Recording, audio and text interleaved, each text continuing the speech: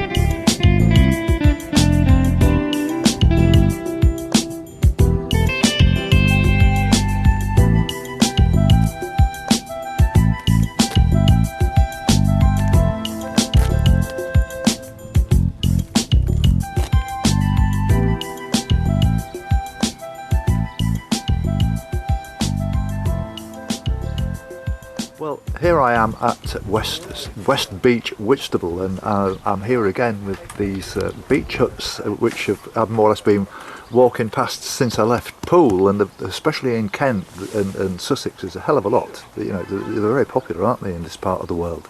I've never seen so many. They certainly are. Yeah, we love them here. Yeah, They're great. We've had this beach hut how long? 10 years now?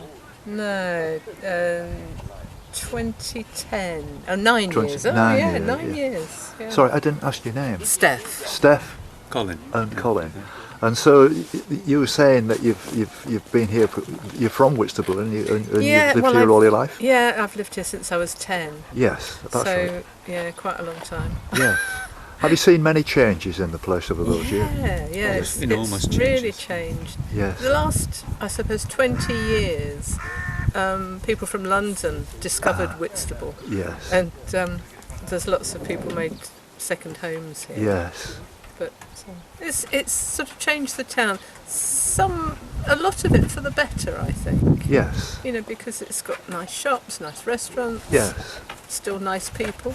Yes. Yeah. Well, that's fair enough. Yeah. I mean, I came across that an awful lot in Cornwall. I think what was the name of the place I was at in particular, where 80% of the houses were second homes. Yeah. And, now let me just think where it was. Was it Mousel, was it? No, it was Salcombe. Salcombe, yes.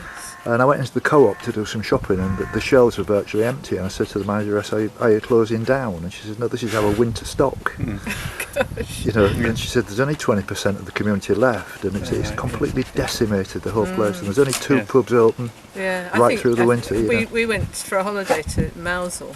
Yes. Which is beautiful, and they say the same. You know, it's near water. You know, holiday homes. Yes, it's several places like that. But on saying that, these people who sell these houses for these, you know, they're getting more money than they would do normally. Because, they can't have the best of both worlds. They're either going to sell it or they're not. If you understand. That's right. Yeah, Whitstable, I mean, is one of those places where house prices have gone up and up and up. You know, it's probably one of the more expensive areas now. Yes.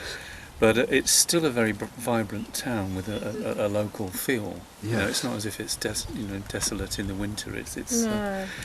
And I think the variety of people that are here, you know, bring a lovely sort of. It's a very artsy place. There's art galleries, you know. Yeah. There's some of the finest. That's right. We've got our gallery, our studios here. Right. And this is Rufus. And there are some of the best restaurants here, and in that you'd find anywhere, you know. Yeah. In fact, on your walk, by the time you get round, you're going all the way to Sittingbourne tonight. Yes. Well, you'll be coming round to Sea Salt again more before you go out onto the nature reserve there. Yes. And there's a place called the Sportsman, and it's one of the best restaurants in the country. Really? Michelin star. Yeah. All right. It used to be a grotty old pub, and now it's just a yeah. fantastic restaurant. Yes, I'm trying to think of the name of the guy who's the big guy who's the fish man. He's more or less Rick Stein. Rick Stein. He's most taken over in some of these towns. Yeah, Padstein. Yes. Padstow. He virtually owns it, doesn't he? Yes. He's got a hotel and loads of restaurants. Right, yeah. But I was in Padstow, and it's a terrific atmosphere there. And I was there in the winter, and you know, lovely people and everything. I thought it was a very nice place. But Rick Stein's name was like everywhere. Yeah. Well, he's done a lot for Padstow. And I guess there are families here. The Greens in particular have done an awful lot for Whitstable. Yes. Yeah. By putting it on the map in the first place. Well, yes. I mean, they moved down from London probably 30 years ago. Yes. And they bought the oyster stores. Yes. And just turned it into a restaurant. I mean, it was a sort of quite a grotty, cheap restaurant at the time. Yes. But since then, it's got better and better. Oh, that's great. Well, nobody was really that interested back then.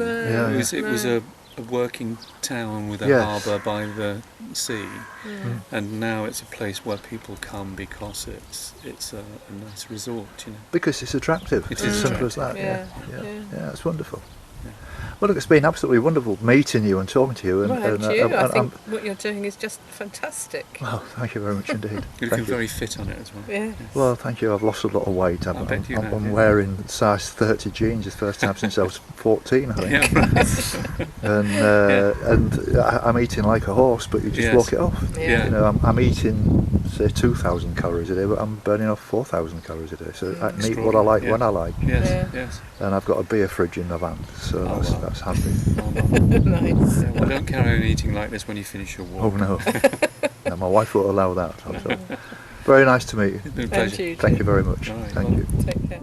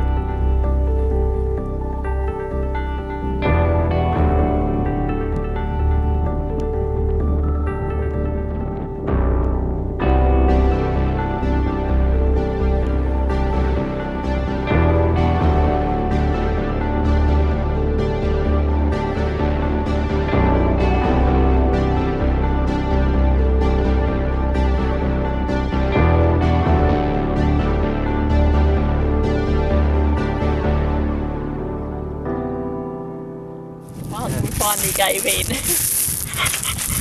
And she's 8 weeks, did you say? 12 weeks. 12 weeks. Yeah. Oh, that's fabulous. And you? Ah. We have another one. We have a golden retriever. Right. And so my husband always said, that's the last dog, we're not having another one. But then someone at work said that they had some. Right. So hence we got her. You got her. Well, that's lovely. Yeah. Fabulous. Thank you very much. Right, that's okay. Lovely. Bye-bye now. Bye-bye. Bye. Bye-bye.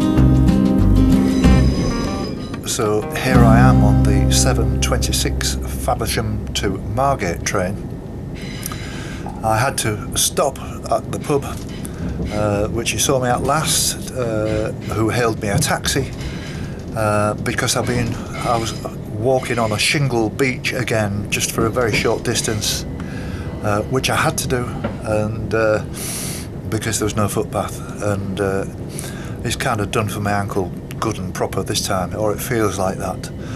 But it was like that last night after I finished my walk, and it seemed to be okay this morning, but clearly it's not okay. Clearly I need to have a proper rest, and I don't know quite yet, I haven't thought it out, what I'm going to do for the next 2 or 3 days. I've got friends coming from Australia, that's Tony and Maureen, and I'm meeting them on Sunday, so that's going to be another day off. But I really think it's time for me to get a grip of myself and slow down and take it easy for a while. It's alright walking on paths and all this sort of stuff, and the coastal paths have been brilliant really. It's been like tarmac, but once you get off there where you're on soil or you're on the beach, it's a different thing, and I don't think I've got the flexibility in my ankles. And the taxi driver was telling me that he's an athlete and he changed his activity for a while, and he got what they call split shin, and the symptoms of what he had sounds exactly the same as what I've got, and his doctor's advice was exactly the same. So I learned something there. But this is the first time really that I've had to ever resort to a taxi. I could have walked it, I mean, in fairness, I could have walked it, but there was another reason. The road in which I was walking on, very narrow, and there was no footpath, and cars were actually flashing past, and it looked very dangerous to me, and I just didn't fancy it. The other alternative would have been to go back onto a shingle footpath. So for 12 quid or whatever it was taxi fare, I thought it was a good idea, and I'm going to be back at the van in the next 10 minutes. So I'll have a good early night, get my cream on and all the rest of it, park the van like I do, where I'm parking up a hill, so my head is at the bottom end. And for Judith, my friend from Deal, no, there's no chance of me falling out, Judith, because my head's against the back door. So don't worry about that. I know you're saying it partly in a joke, but my head is against the back door, so there's no possibility that I'm going to slide off the end as you suggested. But I've thoroughly enjoyed it today. I've not seen many people to talk to. I did meet some other very nice people that I stopped and had a chat with, but it hasn't been one of those days where I've had lots and lots of people to talk to, so I'm sorry that the film's going to be quite mundane again. But that's all I can say. Actually, I'm coming quite a lot inland now. I'm going to be seeing very little of the coast of the sea, of the River Thames, because from Faversham more or less all the way to Gillingham, I'm not going to get much of an opportunity to see the coast at all. So that's it for today, and I don't know when I'll be back. Hopefully tomorrow, and I'll just have a short walk. Today would have been about 15-16 miles, and so I've done 12 already, and I'll make up this 4 miles. That's not a problem.